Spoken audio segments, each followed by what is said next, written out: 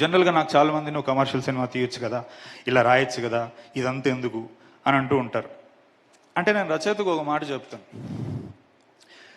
నేను పెన్ను పక్కన పెట్టి ఒక 10 నిమిషాలు మనకెందుకు ఈ గోల, ఈ కవిత్వాలు, ఈ ప్రేమ, ఈ గులాబీ పూలు, మనసుకు సంబంధించిన విషయాలు మనకెందుకు అని నేను పెన్ను అక్కడ పక్కన పెట్టి ఒక 10 నిమిషాలు ఆలోచిస్తే, 10 అంటే 10 నిమిషాలు మాత్రమే ఆలోచిస్తే అది ఎలా ఉంటుందో ఈ సినిమాలో వారణాసి ఫైట్ మీరు చూస్తారు.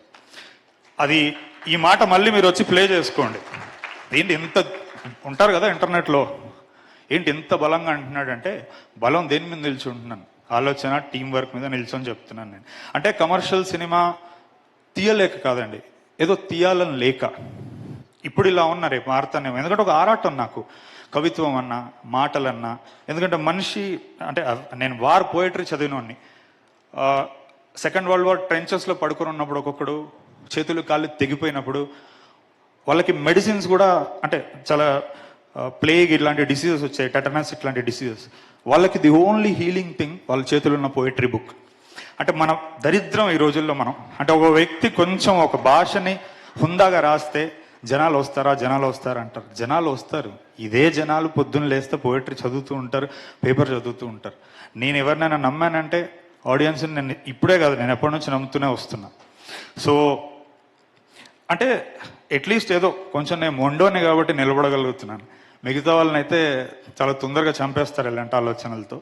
అందుకే నేను మొన్న ఏదో అంటే నన్ను ఏం కొత్తగా అర్హత స్టార్ అంటున్నారు ఏదో అంత అర్హత ఉందా అని నేను అన్నప్పుడు సో ఇంతే అండి. Not to beat around the bush. Most important things ఇవే. ఇంకోటి సినిమా గురించి నేను ఎందుకు ఎక్కువ చెప్పట్లేదంటే, ఒక 20-30 పోస్టర్లు, 3 టీజర్లు, 2 సాంగ్స్, ఒక ట్రైలరు చెప్పలేదు. నేను ఇంక ఇక్కడ ఏదో నిల్చొని నేను చెప్తాను నేను అనుకోవడం మూర్ఖత్వం. స్టఫ్ అంతా అక్కడ ఉంది.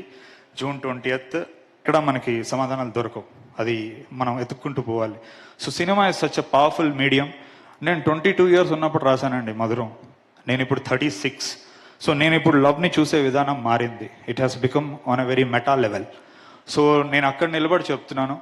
ఈ ఒక మాటలో చెప్తాను, వాట్ ఈస్ అంటే, ప్రేక్షకుడిగా హాల్లోకి వెళ్ళినోడు ప్రేమికుడిలో బయటకు వస్తాడు.